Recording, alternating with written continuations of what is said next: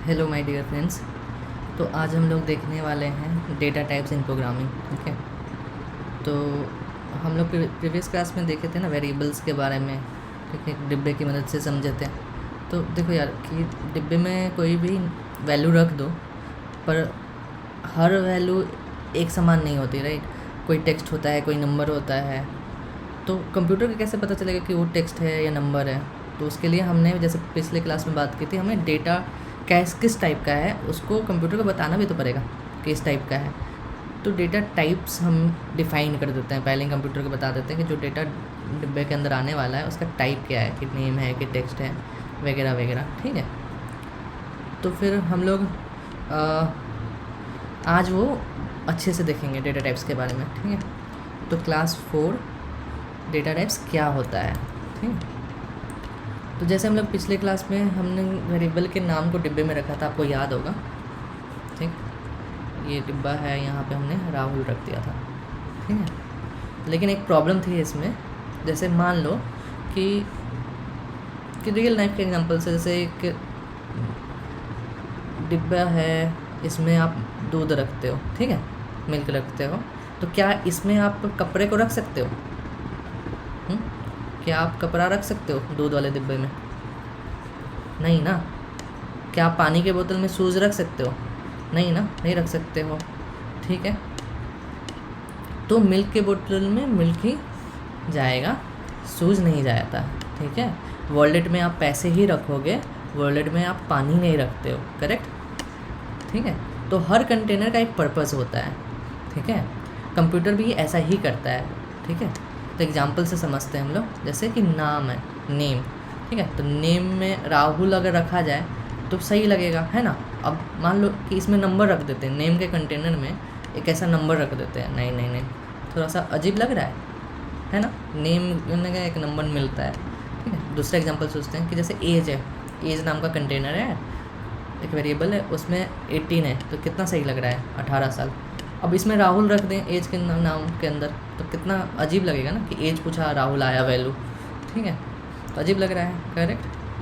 तो अब यहाँ से हम लोग को एक रियलाइजेशन होती है कि जो भी डब्बा या वेरिएबल रखेंगे, ठीक है, उसका अगर हम टाइप पहले से डिफ़ाइन कर देते हैं कि ये किस टाइप का होगा, तो हमें पता चल जाएगा कि इसका वैल्यू किस टाइप का है। जैसे हम उसको बता देंगे कि अगर ये टेक्स्ट के टाइप का होगा तो हमें पता चलेगा कि इसमें टेक्स्ट होगा। ये नंबर के टाइप का होगा तो हमें पता चलेगा कि इसमें नंबर ही आने हैं। ठीक है, तो आपका एक बिग रियलाइजेशन होता है। और इसलिए कंप्यूटर भी पहले पूछता है आपसे, स्टोर करने वाले हो तुम क्या, ठीक है, क्या किस रूप में स्टोर करने वाले हो, नाम है, नंबर है, या फिर येस नो वाली सवाल है, लाइक येस नो वाले क्वेश्चंस होते हैं। जैसे इसको ट्रू फॉल्स भी बोलते हैं, और इसको डेटा टाइप्स के में इसको बुलियन बोलते हैं। बुलियन का मतलब होता है ट्रू एंड फॉल्स, दो ही वैल्यू आएगी, ट्रू या तो फॉल्स। ठीक है, और मैं आपको एक चीज़ बताऊंगा, 0 और 1 आगे इसमें, इसी कि 0 1 का मतलब मशीन लैंग्वेज में क्या होता है। ठीक है, तो फिलहाल इन्हीं को हम लोग डेटा टाइप्स कहते हैं। ठीक है, तो 3 डेटा टाइप्स पढ़ेंगे हम लोग अभी फ़िलहाल स्टार्ट करने के लिए। पहला टेक्स्ट, ठीक है, जैसे राहुल हो गया, शंभू हो गया, दिल्ली हो गया, ये क्या हुआ, ये सब टेक्स्ट है। ठीक है, और प्रोग्रामिंग में इसे स्ट्रिंग कहते हैं। ठीक है, स्ट्रिंग ये बहुत इंपॉर्टेंट चीज़ है, स्ट्रिंग कहते हैं, टेक्स्ट नहीं कहेंगे हम लोग, स्ट्रिंग कहेंगे। देखो तुम्हें कैरेक्टर्स पता है ना क्या होते हैं? कैरेक्टर्स का मतलब एक सिंगल वर्ड, ए हुआ, बी हो गया, सी हो गया। ठीक है, अब कैरेक्टर्स को कंबाइन कर दो, ए बी सी, तो ये कंबाइन हो गया। इसी को combination of more than one character is called string. ठीक है, इसको स्ट्रिंग कह दिए, 1 और मोर देन 1 कैरेक्टर, इसको स्ट्रिंग कह दिए। जैसे ये पूरा स्ट्रिंग है। ठीक है, अब इसमें से बोलें कि पहला कैरेक्टर कौन सा हुआ इसका स्ट्रिंग का, तो आर इज़ द पहला कैरेक्टर, समझा। तो हम लोग डेटा टाइप में पढ़ रहे हैं कि टेक्स्ट को अब हम लोग स्ट्रिंग के रूप में बोलेंगे। जब भी हम लोग बोलेंगे स्ट्रिंग तो तुम्हें समझना है कि कोई टेक्स्ट होगा। ठीक है, एक या एक से ज़्यादा भी हो सकता है। ठीक है, नंबर्स क्या होते हैं?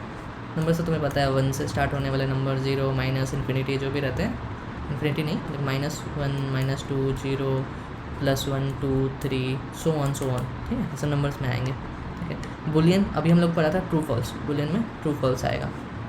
ठीक है, मशीन लैंग्वेज में देखो कंप्यूटर हमारा ना सिर्फ मशीन लैंग्वेज यूज़ करता है, 0 और 1। ठीक है। मैंने स्टार्टिंग क्लास में आपको बताया था कि कंप्यूटर से कम्युनिकेट करने के लिए लैंग्वेज यूज़ करते हैं, C++, जावा, ये सब प्रोग्रामिंग लैंग्वेजेस होते हैं, इसमें कोड करते हैं क्योंकि यही समझता है कंप्यूटर, ठीक है। पर असल में उस समय मैं आपको बताता इतना डिफ तो आप नहीं समझते, ठीक है। तो अभी समझो, क्योंकि आप अब तैयार हो गए वो अच्छा डिफिनेशन समझने के लिए। मशीन सिर्फ 0 और 1 ही समझता है। 0 का मतलब होता है फॉल्स, 1 का मतलब होता है ट्रू, ठीक है। 0 का मतलब फॉल्स, 1 का मतलब ट्रू, ठीक है। तो मशीन हमारा 0 1 ही समझता है। मशीन के पास एक कंपाइलर होता है। जैसे हम लोग कोई भी कोड लिखेंगे ना, C में या C++ में, जावास्क्रिप्ट में, जावा में, नोड में, ये जो भी है आगे भी, ठीक है। तो हम लोग ना एक कंपाइलर पे लिखेंगे। कंपाइलर क्या होता है? कंपाइलर को आप ट्रांसलेटर की तरह समझ लो, ठीक है। हम लोग कोई भी कोड इसमें लिखते हैं किसी भी लैंग्वेज में, उस कोड को कंपाइलर ट्रांसलेट करता है किसमें? 0 1 के भाषा में, ताकि मशीन अच्छा से डिकोड कर पाए, समझ पाए, ठीक है। तो जैसे जैसे ग्रो होते जाओगे वैसे वैसे मैं रिवील करते जाऊँगा जितनी समझने की चीज़ें होगी तुम्हारे हिसाब से, ठीक है। अब ये समझो ट्रू फॉल्स में कैसे होता है कि पास का मतलब ट्रू, ठीक है। लॉगिन के एग्जाम्पल से समझे हम लोग इसको, लॉगिन के एग्जाम्पल से समझते हैं। जैसे लॉगिन हुआ, मान लो कि किसी ने बोला कि मेरे को यूज़र नेम डालो, पासवर्ड डालो, ठीक है। तो अगर यूज़र नेम और पासवर्ड सही होता है तो ट्रू रिटर्न हो जाएगा कि हाँ सही है, तो आगे भेज दो, नहीं तो फॉल्स रिटर्न होगा, ठीक है। तो ये क्या हुआ? ये हुआ ना, बुलियन ही हुआ। इसका डेटा टाइप क्या हुआ? बुलियन हुआ, ठीक है। अब रियल लाइफ एग्जांपल से समझ लो। जैसे मैंने बोला था कि मान के चलो कि मैंने आपको 3 चीज़ दी हैं अपने, यूज़र नेम है, फॉलोवर्स का काउंट है और वेरीफाइड का एक डब्बा है, वेरिएबल है। अब आप बताओ इसके डेटा टाइप्स क्या होंगे? जल्दी बताइए, डेटा टाइप्स क्या होंगे? सोचिए। देखिए ये स्ट्रिंग है, ठीक है, इसका डेटा टाइप क्या हो जाएगा? स्ट्रिंग, ठीक है। फॉलोअर्स में क्या स्टोर है? नंबर, तो इसका डेटा टाइप क्या हो जाएगा? नंबर हो जाएगा, ठीक है। अब ये प्रोग्रामिंग लैंग्वेज पे डिपेंड करता है, किसी किसी जगह नंबर लिखते हैं, किसी किसी जगह इंट लिखते हैं, ठीक है।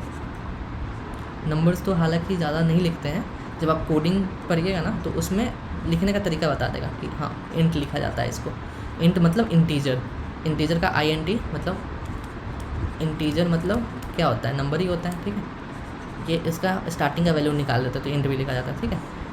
अब ये वेरीफाइड क्या है? ये आपका बुलियन हो गया, ठीक है, बुलियन हो गया। शॉर्ट फॉर्म में कई जगह बुल लिखते हैं, ठीक है, तो ये बुलियन हो गया। यूज़र नेम क्या है? टेक्स्ट है, जो कि हमने पढ़ा कि टेक्स्ट है, प्रोग्रामिंग लैंग्वेज में हम इसको स्ट्रिंग बोलेंगे, ठीक है। फॉलोवर्स क्या है? नंबर है या फिर इंटीजर बोलते हैं इसको, ठीक है, इंटीजर या नंबर।